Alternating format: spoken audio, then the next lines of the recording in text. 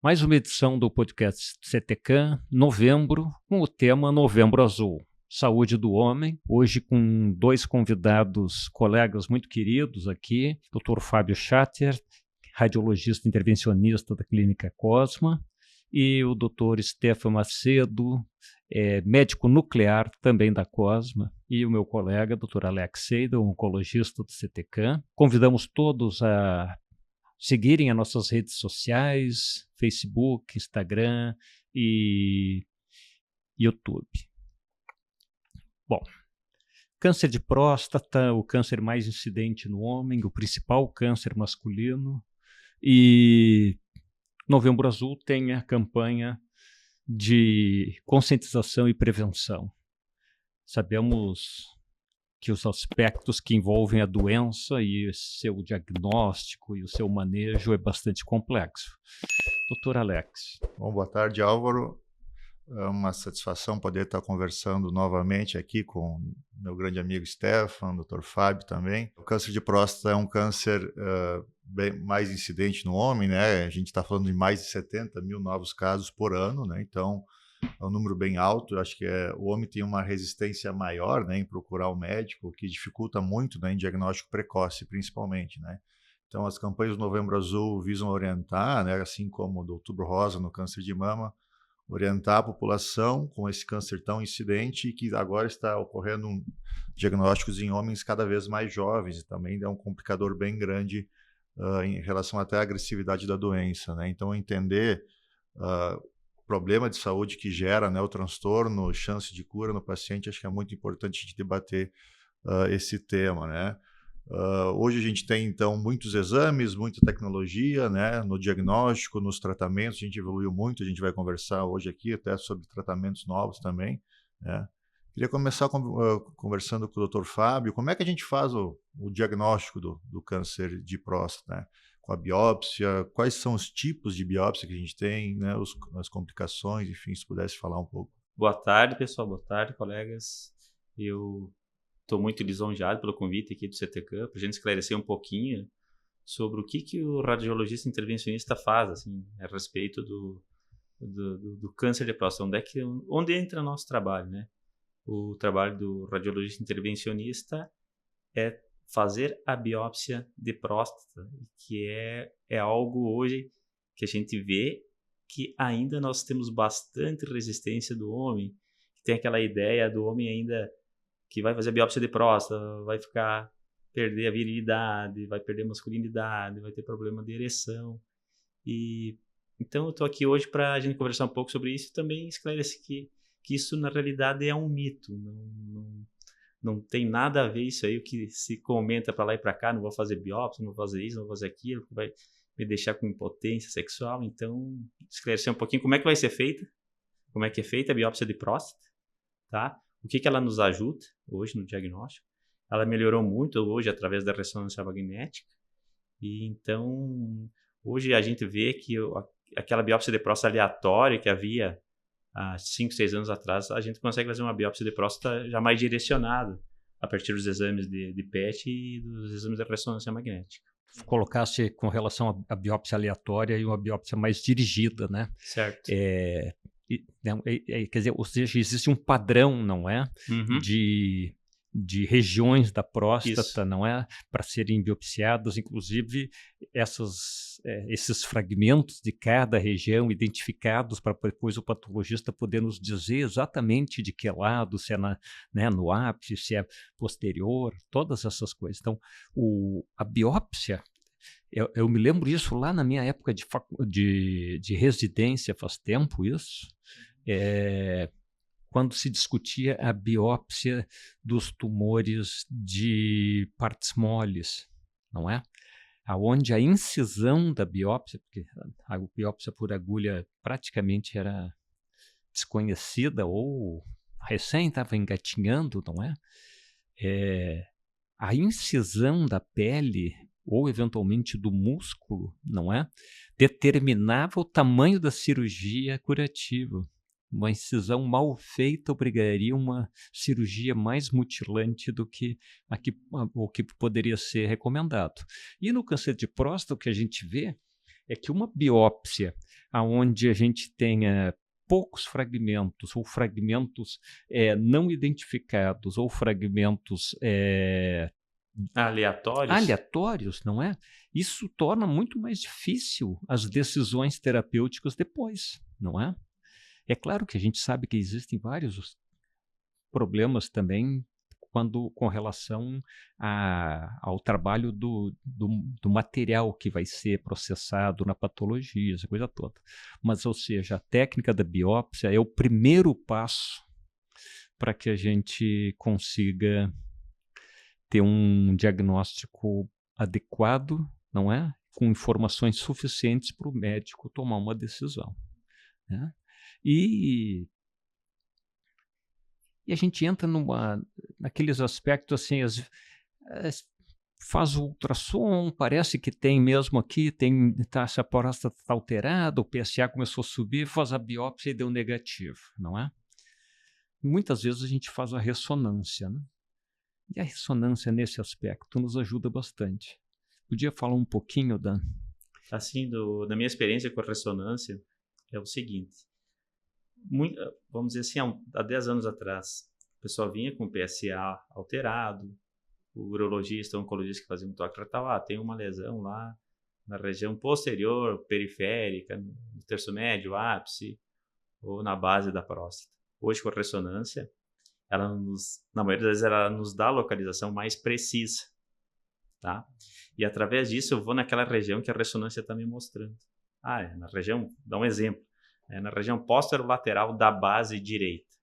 Então, eu com ultrassonografia posso ir lá na região posterolateral da base direita da próstata e guio meus fragmentos.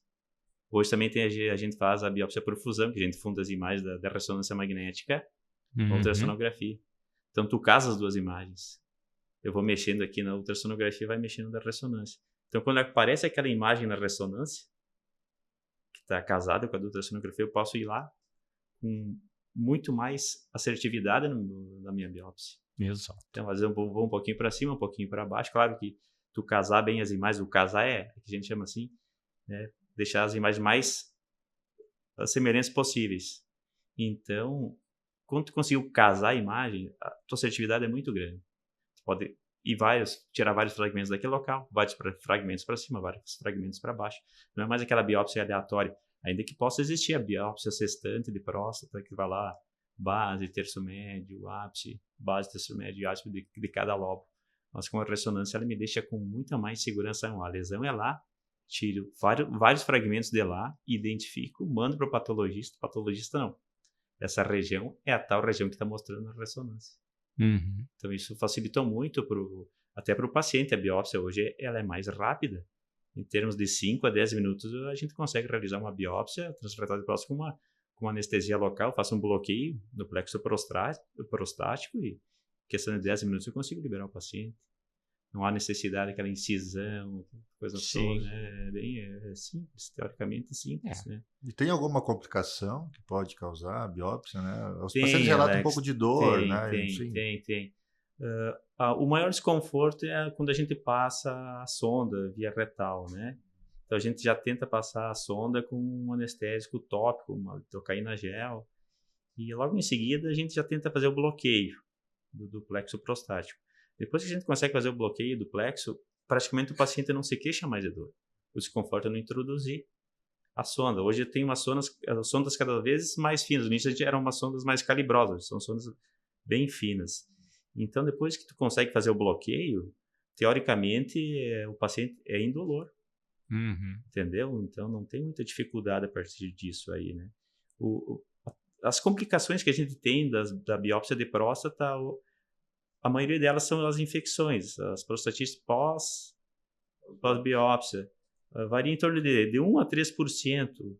Né? Muito baixo, né? É baixo.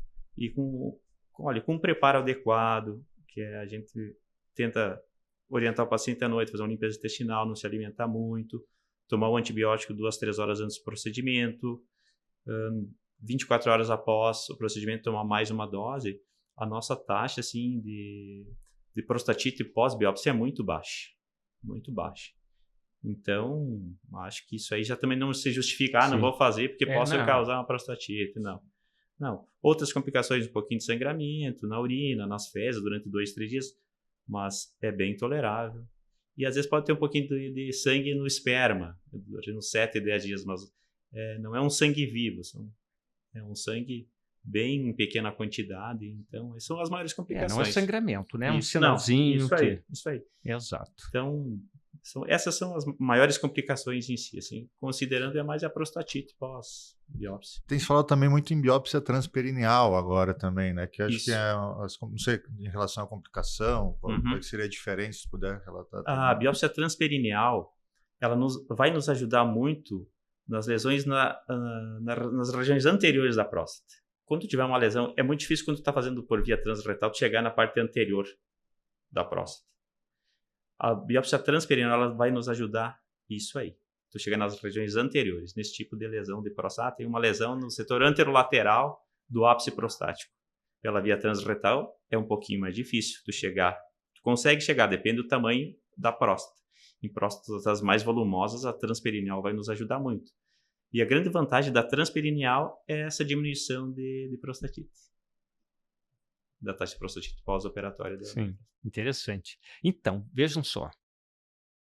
Tem o toque, né? O urologista faz o toque. Pô, eu acho que tem alguma alteração. O PSA aumentou. Bom, vamos fazer a biópsia.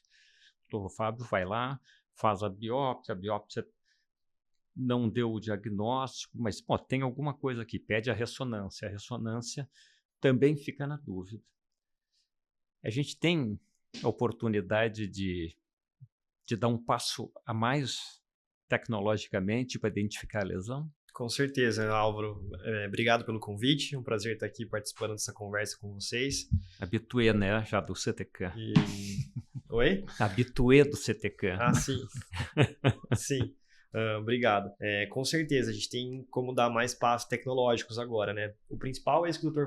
Fábio comentou, né? É o ultrassom e a ressonância direcionando a biópsia, mas quando há dúvida, né? Quando não se encontra a lesão, a gente pode fazer o PET com PSMA, né? Tomografia por emissão de pósitrons, que tem um marcador específico para a próstata para procurar as lesões, né? Então, isso não é para todos os casos ao diagnóstico, né, para biópsia, mas a gente vê que ajuda nesses casos que o senhor comentou, né? Então, tem um PSA suspeito, a ressonância gerou dúvida, fez a biópsia e não encontrou, né? Então, nós podemos fazer isso. E também dá para fazer a fusão de imagens, né, que o Dr. Fábio comentou, né? Então, o que o PET vai mostrar? Ele vai ser um pouco mais sensível para mostrar onde está a lesão na próstata, né? E com isso a gente consegue melhorar o planejamento da biópsia, né? Então você faz uma etapa intermediária, né, antes, identifica com mais sensibilidade a lesão e daí quando vai para a biópsia, né, o Dr. Fábio pode ou fazer fusão cognitiva, vamos dizer assim, que é olhar as duas imagens e fazer a fusão mental, da onde ele vai saturar o fragmento, ou realmente fazer a fusão mesmo, né? E aí guiar a biópsia diretamente por onde captou no PET ali, né? Por onde está a lesão no PET, né? Então, com certeza isso ajuda e ajuda nas lesões mais anteriores também, né? Nas lesões mais anteriores, que são geralmente as lesões de mais difícil acesso, que não aparecem, né? E também são as lesões menores na ressonância. Então, essas aí são as que o PET mais ajuda a identificar. Stefan, o PET, hoje, tu acha que ele tem uma sensibilidade maior que a ressonância para esse tipo de lesão, assim? RATS 4, RATS 5 anterior. É uma briga boa, assim, é uma briga boa, vamos dizer. A sensibilidade, na verdade, eu falei um pouco maior, né, mas na maior parte dos casos ela é parecida, tá? Ela é parecida. Então, ainda assim, para identificação, né, das lesões, ainda a ressonância ainda é o método de escolha. O PET está reservado para esses casos mais difíceis, em que a gente sabe que ajuda, né? Mas não é necessariamente o primeiro objeto de investigação. É por isso que eu fiz o histórico, né? Eu tenho a suspeita clínica, vou para a biópsia, não acho, apesar da suspeita clínica de ter um nódulo em determinada localização, faço uma ressonância para confirmar isso, e a ressonância me diz, não, realmente tem. Aí vai nova biópsia por fusão ou dirigida pela imagem e faz o diagnóstico. Mas tem situações em que a suspeita clínica é grande, a ressonância também deixa dúvida, não é? Aí a gente tem ainda mais um avanço, né? Mais uma etapa tecnológica para nos ajudar no diagnóstico. O interessante do PET, a gente está falando agora assim, de uma lesão, ou seja, duvidosa, né? Eu tenho uma suspeita clínica, mas até agora eu não consegui identificar uma lesão por imagem. Então vou lançar a mão do PET para tentar chegar nessa lesão, nessa provável lesão que eu suspeito clinicamente na próstata. Mas o PET ele tem papel bem determinado, né, no câncer de próstata inicial, que é de alto risco, né? Uma das coisas mais interessantes que eu vi um comentário, quando a gente fala do PET-PSMA, no estadiamento do câncer de próstata de alto risco, né, tem várias críticas, né? Mas, na verdade, a gente está comparando com métodos que não foram testados de uma forma cega, sistemática, não é? Para saber se esses métodos são realmente benéficos, nos ajudam a separar os pacientes metastáticos, não é, de pacientes com doenças operáveis, não é? É claro que tudo que a gente faz é a conduta padrão, mas isso vem muito mais de uma adição de métodos diagnósticos rotineiros sem uma comprovação, não é? Do que já diferente do PET. O PET entrou competindo com outros sistemas de imagem, não é? E ele se mostra... Mas antes da gente falar dessas indicações, Stefan, tem como explicar de uma forma assim bem sintética e leiga o que é um PET-CT? Vamos lá, então. Essa daí é uma pergunta, uma pergunta que é um que exame todo moderno, dia, né? Muito moderno, né? E gera bastante dúvida, né? Então, realmente é bem tecnológico. Vou tentar colocar de uma maneira simplificada. Né, o que significa PET, né? Tomografia por emissão de pósitrons. O nome já é esquisito, né? Pósitrons, a gente trabalha com antimatéria. Parece loucura, né? Mas é a antimatéria do elétron. Seria um elétron com carga positiva.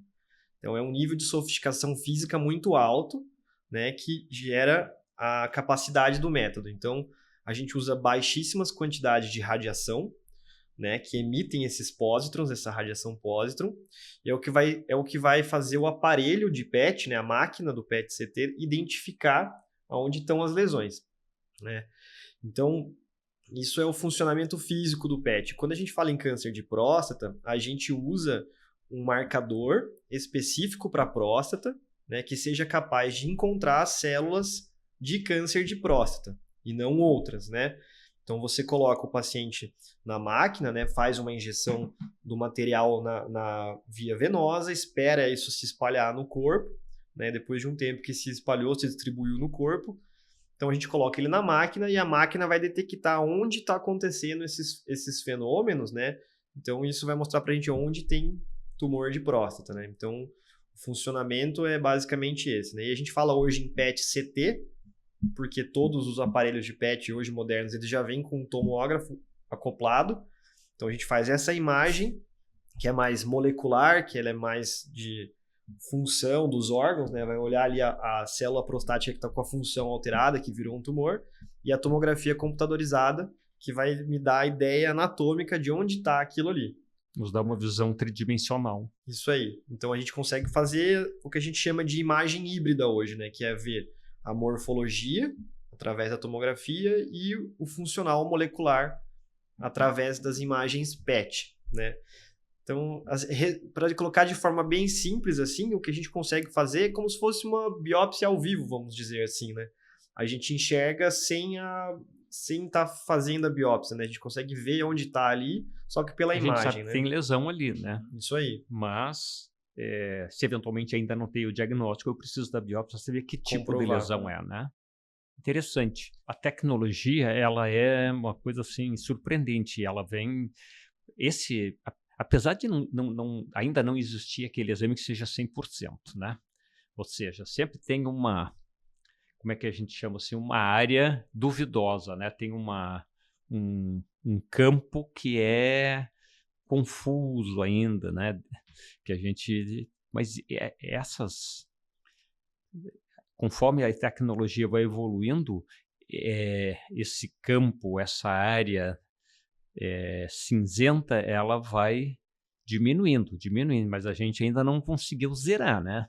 Isso não sei se a gente vai conseguir, porque a gente falando em biologia é um pouco mais complicado, né? Do que se fosse matemática, ela conta e tem que dar o resultado exato, né?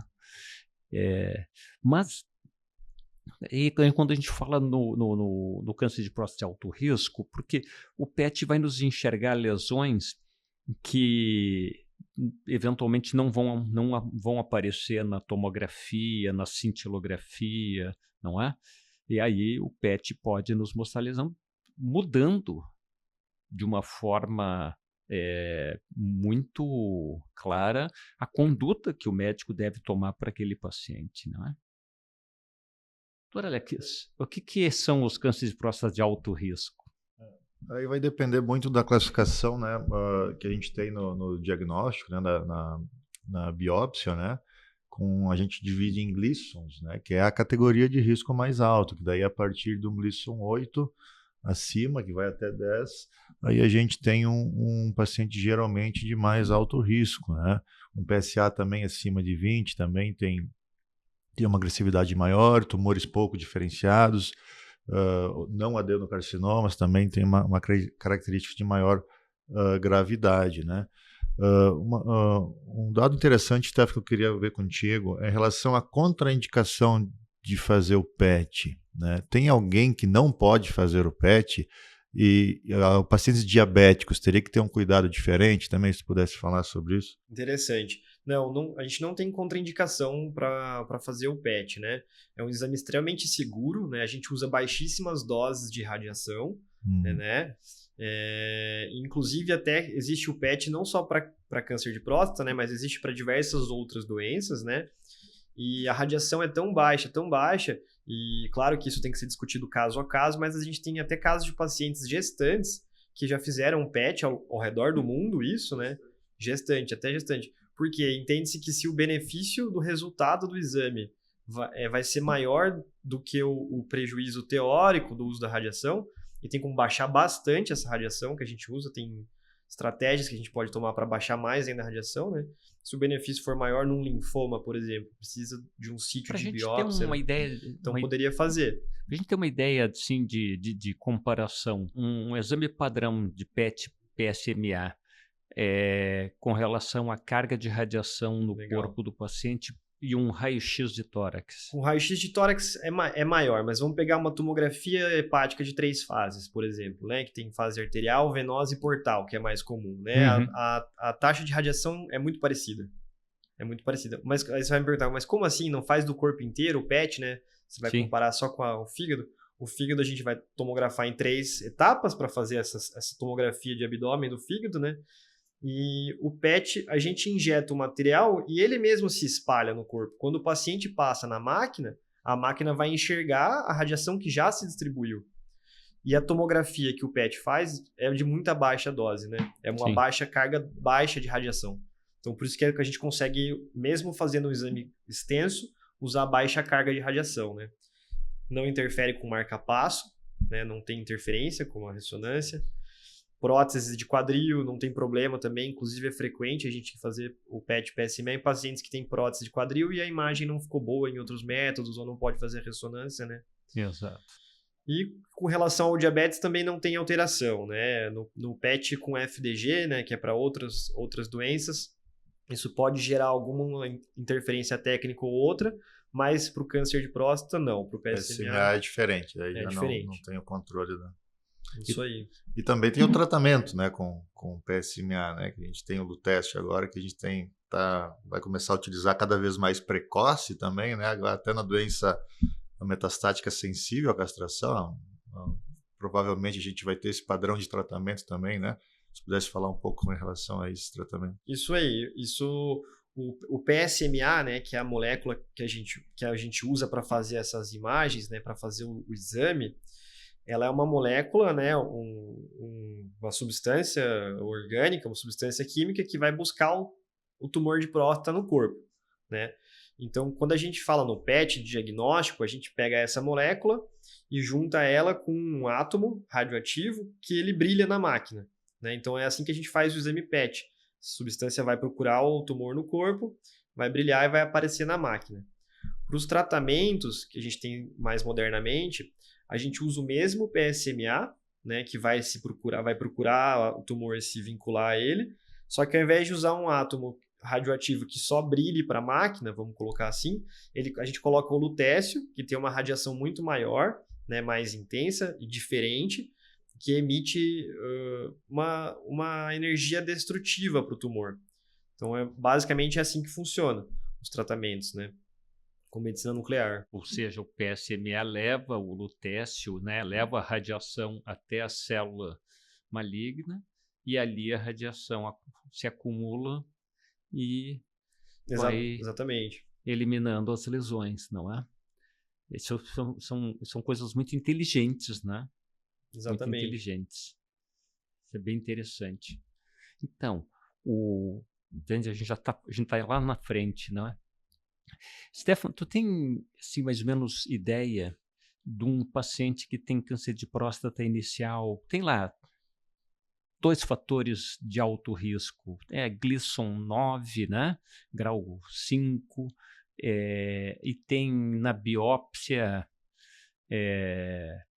comprometimento extenso, sei lá, de bilateral e tal. Então, sabe que já tem uma lesão extensa intraprostática, não é? E um grau alto da doença no microscópio do patologista. Se eu faço o estadiamento padrão, tomografia e cintilografia, dá tudo negativo.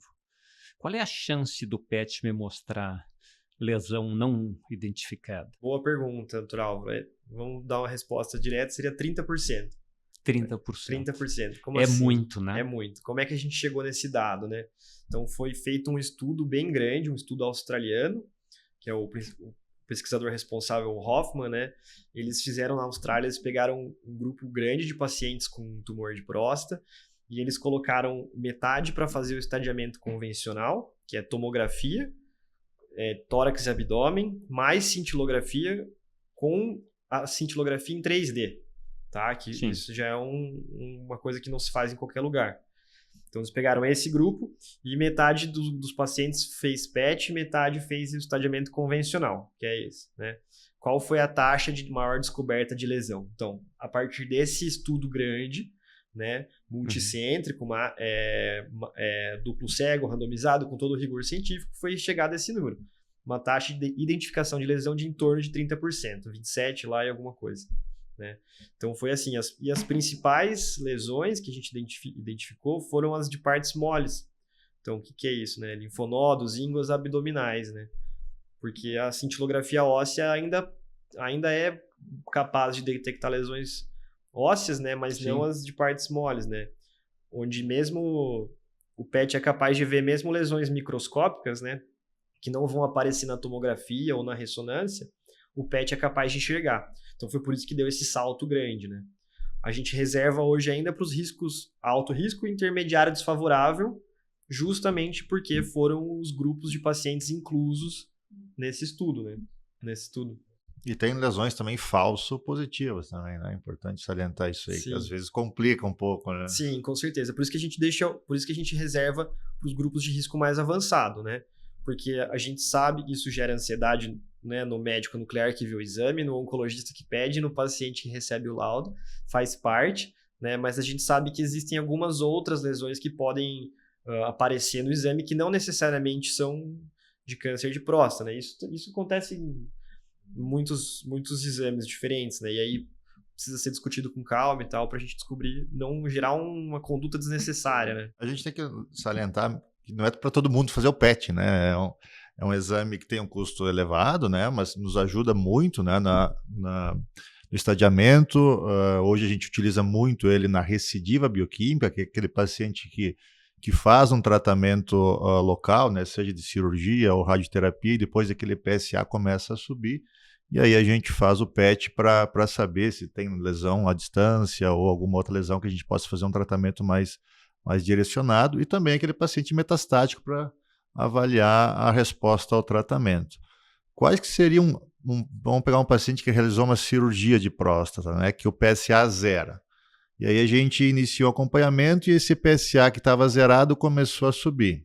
Qual que é o momento da gente solicitar o PET para esse paciente? Boa pergunta também, né? A gente costuma indicar baseado nos níveis de PSA, né? Então, a chance do PET ser positiva, ela é tão maior quanto maior a recidiva bioquímica, ou seja, o nível de PSA.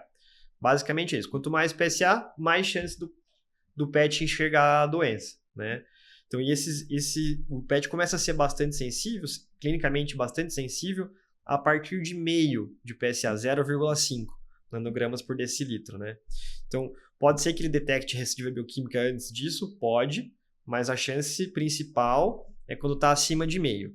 Quando está em torno de 1, quando a recidiva bioquímica está em torno de 1, é cerca de 90% de chance praticamente do PET encontrar a doença. Com PSA de 1 já tem uma sensibilidade Bem maior alta. que 90%. Em torno de 90%, isso aí. E uma prostatite pode também captar pelo PET? Pode captar, mas é diferente, né? Acho que a ressonância é um pouco melhor para diferenciar isso, né? Prostatite de lesão tumoral, mas às vezes também não é fácil, né? Mas a captação é diferente, é mais difusa, menos focal, um pouco menos intensa, né? Ou seja, não existe exame perfeito, né? Vou aproveitar, doutor Fábio, quando é comum ter áreas de suspeita que vem prostatite na biópsia, quando tem uma lesão suspeita na ressonância? Por exemplo, o que a gente vê bastante, lesões com PIRADS mais baixo, né? Vamos dar um exemplo, PIRADS 3, por exemplo, muitas vezes que essa suspeita é prostatite. Geralmente quando tem PIRADS 13 bilateral, faixas lineares na ressonância, né? No resultado a gente vê que é bastante prostatite. Tem paciente que prostatite vem crônica, com PSA, né? Isso.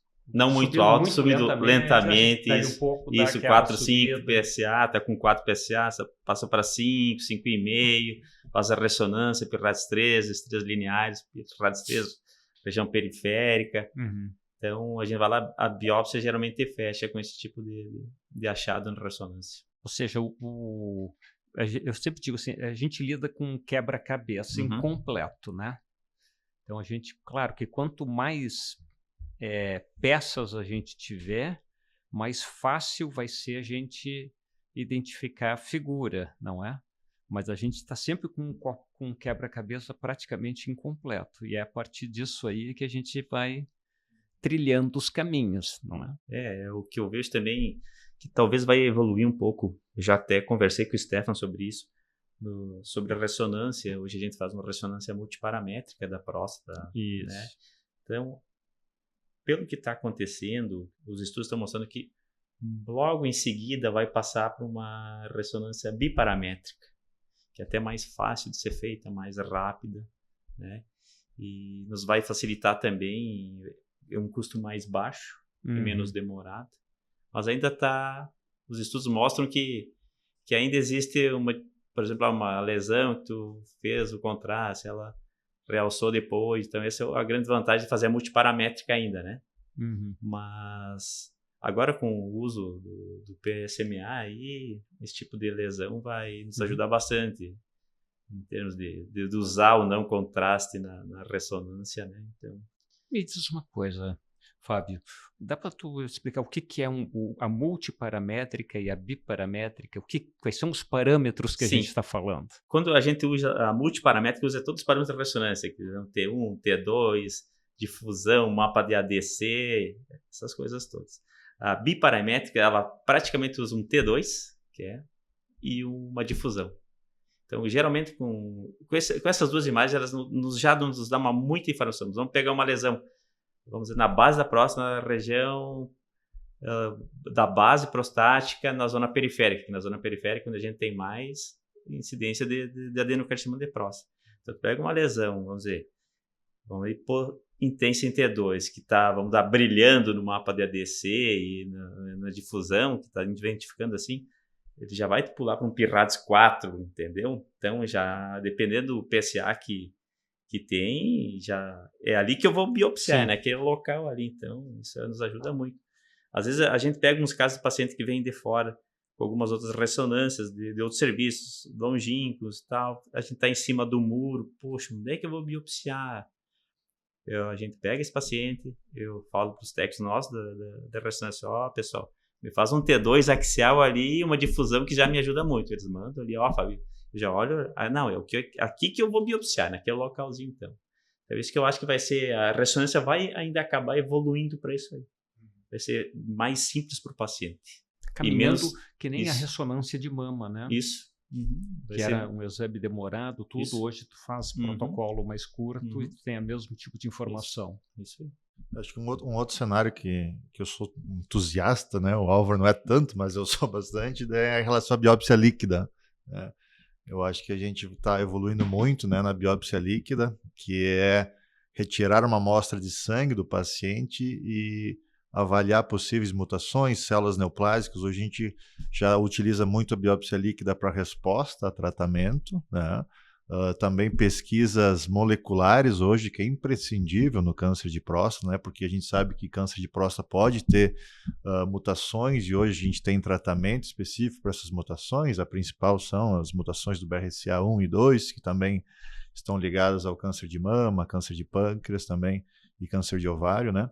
Então, a biópsia líquida está sendo cada vez mais utilizada e acho que a gente vai utilizá-la cada vez mais precoce também, nos auxiliando muito nesses pacientes de difícil realização da biópsia ou que não dá diagnóstico, ainda você tem dúvida. É um exame que também é bem mais tranquilo, né? Uma amostra, uma retirada de sangue, enfim. Então, eu acho que a gente vai evoluir cada vez mais na biópsia líquida, eu tenho essa certeza aí, né? E é uma alternativa isso aí, né, Alex? Porque tem muitos pacientes que não toleram fazer a ressonância em si, porque tem claustrofobia, não consegue entrar dentro da ressonância. Também, né? Então, a gente tem exceções para tudo que é lado, né? Não, a biópsia líquida, porque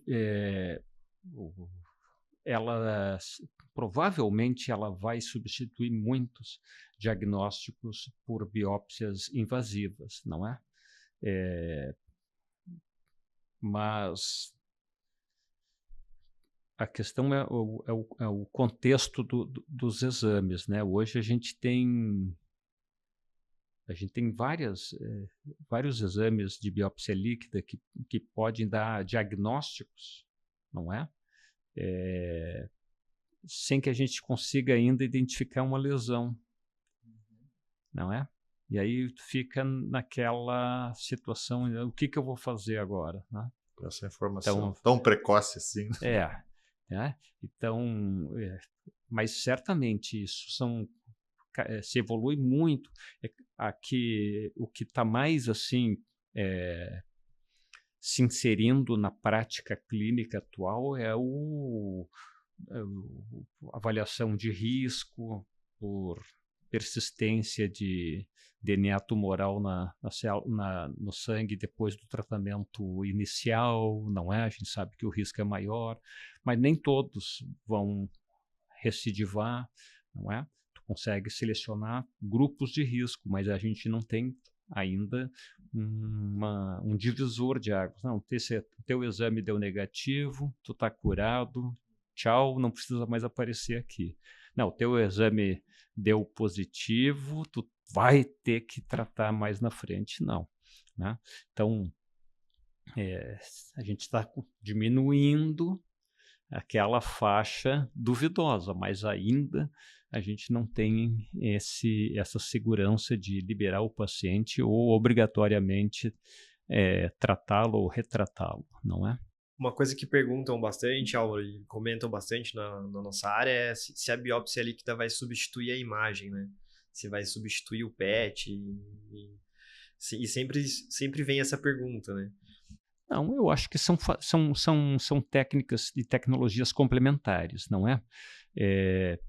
Conforme a gente vai refinando, Lembra que a gente conversou numa das reuniões do grupo, do board de gênero urinário, sobre aquela meta-análise de tumores oligometastáticos, né? Onde o tratamento focal aumenta a chance de sobrevida a longo prazo. Então, provavelmente, essas técnicas, a imagem ela vai sempre ser necessária, né? Muitas vezes não basta a gente saber que o paciente tem doença, né? E está doente, a gente precisa saber onde está, né? Exato. Para fazer uma radioterapia para dor, por exemplo, para dor lombar, uma vértebra que quebrou, a gente precisa encontrar onde está, né? Exato. A biópsia líquida, ela como o falou, é complementar, né? Acho que ela cabe de auxílio, mais em pacientes que a gente tem uma dúvida, né? Ou que a gente não consegue firmar o diagnóstico, então, e principalmente pesquisar mutações, né? Porque hoje a gente sabe que às vezes o material da biópsia, eu tive, por exemplo, um paciente assim, a gente solicitou as mutações em cima do material da biópsia e o material já estava há muito tempo lá guardado, e aí era um material inadequado, enfim, aí a gente utilizou a biópsia líquida e, por sorte do paciente, ele encontrou uma mutação que eu posso fazer um tratamento direcionado. Então ela é auxiliar, né? Não vai substituir, acho que, enfim, cabe num tanto auxílio. assim, exato. Quando a gente tem no câncer de próstata é mais difícil a gente fazer novas biópsias depois que ele recidiva, porque é basicamente lesão óssea. E quando biopsia o osso, né, Fábio, a descalcificação altera várias proteínas do material. E isso torna os diagnósticos de imunistoquímica e moleculares potencialmente falsos, tanto para positivo quanto para negativo, não é? E o material que tem muito longo prazo, por exemplo, tem pacientes que fizeram a cirurgia 10 anos atrás e recidivam hoje. Aquele material já não está mais adequado para retirar DNA saudável, multiplicar e aí então fazer os testes, não é? Então aí entra a biópsia líquida, ela supre uma lacuna, não é muito importante. Hoje eu acho que a prática mais corrente da biópsia líquida é isso, né? E porque a oncologia está migrando de uma forma muito rápida do tratamento não da doença órgão de origem, mas pelas características moleculares daquela doença.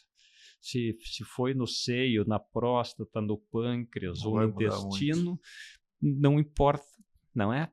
Se tiver aquela marca, é aquele remédio. Se tiver a outra marca, é o outro remédio. Né? Praticamente um antibiograma, né, Álvaro? Então, essas evoluções elas vão criando outras necessidades, não é? Mas, assim, eu queria voltar um pouquinho lá para o começo, que o Fábio falou uma coisa importante, né? Que é a gente está no Novembro Azul, o câncer de próstata é o principal, não é? Câncer do homem, câncer masculino. A gente tem mais o câncer de intestino, o câncer de pulmão e o estômago no Rio Grande do Sul, né? Colo retal, isso aí. Né?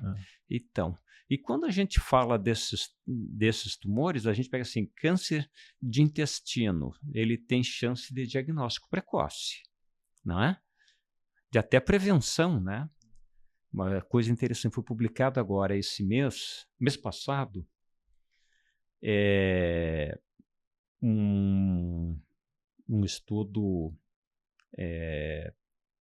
no New England, mostrando que a aspirina ela melhora o resultado do tratamento do câncer de intestino que tem mutação PIK3CA. E a gente já usava aspirina para os pacientes que desenvolvem múltiplos pólipos, não é? Adenomatosos. A aspirina tem capacidade de diminuir o número de pólipos e de prevenir o reaparecimento ou o desenvolvimento de novos pólipos. Essas são coisas bem interessantes. Mas assim, a gente tem o diagnóstico precoce e que já previne a lesão, que é a colonoscopia. no câncer de pulmão, para aqueles pacientes de alto risco, A tomografia, né? partir dos 50 anos de idade, tabagistas, né? Homem e mulher, podem realizar tomografia de tórax de baixa radiação. Exato. E para o câncer de próstata a gente tem o PSA e o exame digital. E se ficou dúvida, manda para o Dr. Fábio. Tá? E está na dúvida ainda? Tem muita suspeita, é grande? Bom, algumas vezes dá para a gente se aguardar, né? Não vamos fazer o PET, vamos repetir os exames daqui 6 meses, né? Pode ser uma estratégia, mas se não, a gente lança a mão do... Mas assim, quando a gente fala da possibilidade de diagnóstico precoce, eu acho que o objetivo principal da campanha do Novembro Azul é o diagnóstico precoce, porque isso salva vidas, né? E o medo ou o preconceito não é do exame digital ou da biópsia, não é isso que diminui a masculinidade de ninguém, não é? E mais, o que diminui a masculinidade é não fazer o diagnóstico, a lesão avançar, comprometer os nervos locais ali da próstata e tornar o homem impotente, né? Isso sim, daí diminui a masculinidade. Então o diagnóstico precoce sempre vale a pena. Acho que não adianta a gente também falar, né, de tecnologias, né, de exames, enfim, quando a gente não está, né, fazendo um diagnóstico precoce, né, nesses homens. Hoje a gente tem dados extremamente preocupantes, né, que homens acima dos 50 anos, cerca de 30 a 40% que consultaram com o urologista, né? Então o homem não procura o médico, né? Só procura quando já tem sintoma, às vezes até quando tem sintoma aguenta, né? A mulher é diferente, ela procura o médico com mais facilidade, né? Ela tem um cuidado maior com a saúde, né? Então, acho que o que fica de importante, principal, é a realização do PSA, do toque retal. Você podia também falar sobre o ultrassom, né? Que também nos ajuda, né, nesse cenário, não sei, Fábio. O ultrassom, ele nos ajuda em algumas lesões maiores, certo? Já está, por exemplo, comprometendo um pouquinho já da periferia prostática, já a cápsula prostática, né? Então, ela nos ajuda também. Mas é o principal método para a gente conseguir chegar na próstata. Então, para fazer a biópsia sem ultrassom, tu não consegue. Então, com a ultrassonografia, tu coloca o transdutor em cima da próstata. Então, tu tendo uma ressonância, um PSA aumentado, uma ressonância conclusiva, tu consegue chegar muito facilmente nas lesões, né? Que são principalmente na zona periférica. A zona periférica é posterior na próstata. E o que eu vejo também que está acontecendo nos últimos tempos, existem ainda as coisas já estão se desmistificando um pouco. Tá? Eu estou vendo hoje no dia a dia. Há uns 10 anos atrás, quando eu fazia uma biópsia de próstata, uma sonda maior e tal. Mas hoje, com as sondas menores, a qualidade melhor de imagem, a biópsia é mais rápida. E os pacientes, eu faço a biópsia, tá? Daí, às vezes, doutor, já acabou? Já acabou. Eu achei que era o bicho de 7 cabeças, não sei o quê. Não. Ele fez a próstata ali, 10 minutinhos, levantou, tá bem, não tá hipotenso, tá sentindo náusea, tá tranquilo. Aí pra sala de espera, 10 minutinhos, toma um chazinho, pra casa.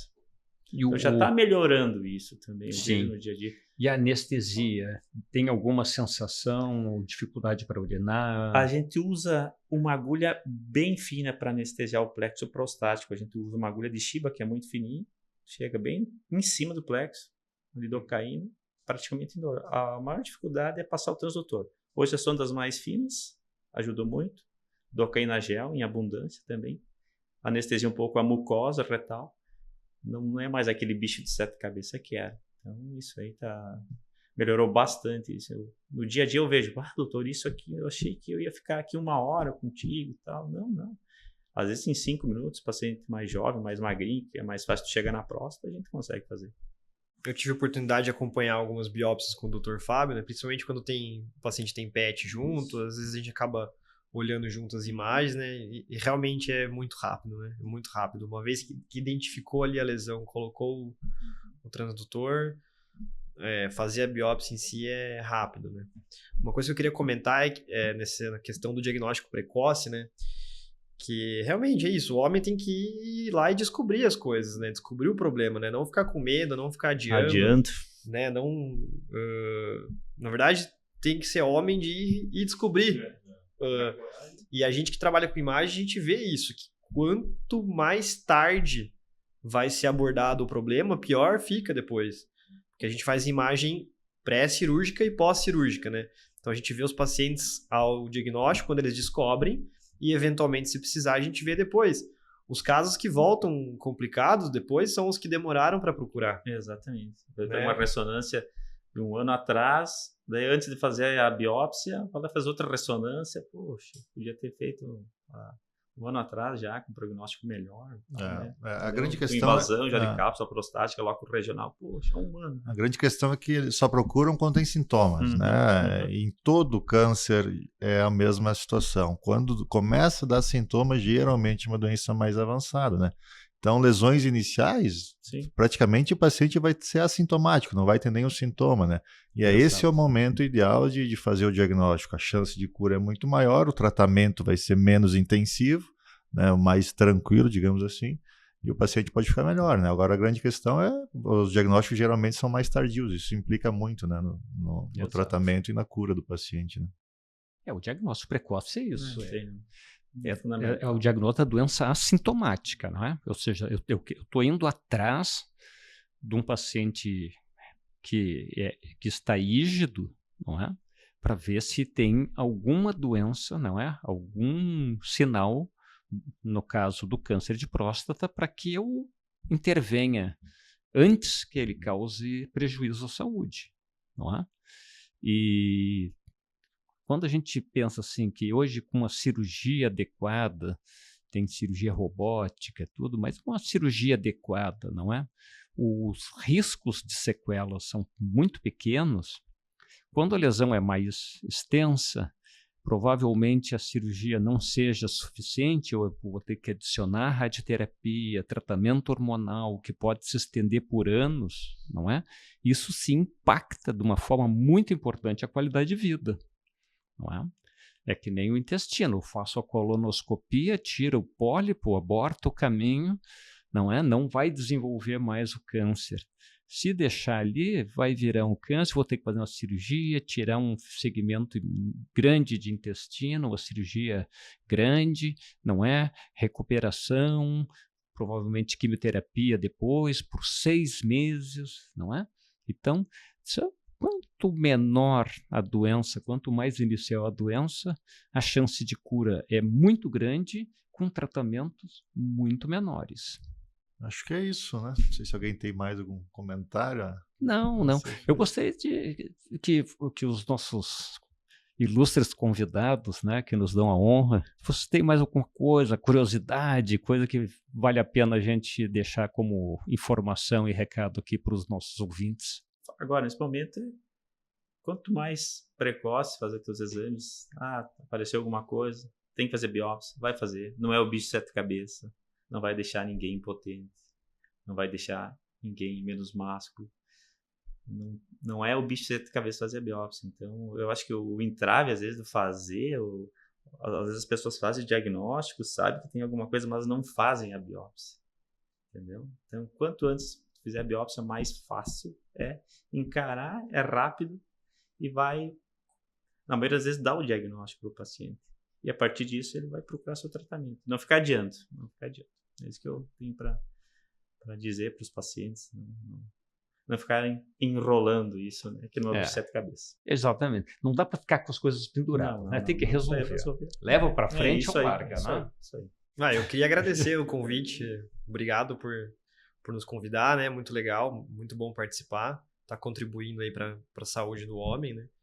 E sempre que precisarem, a gente está à disposição. Maravilha. A gente agradece a presença de vocês aí, 2 amigos, colegas destacados, e agradecemos quem nos acompanhou até agora, não é? E convidamos para que nos sigam nas redes sociais, Facebook, Instagram, YouTube, e o mês que vem, nova sessão do podcast.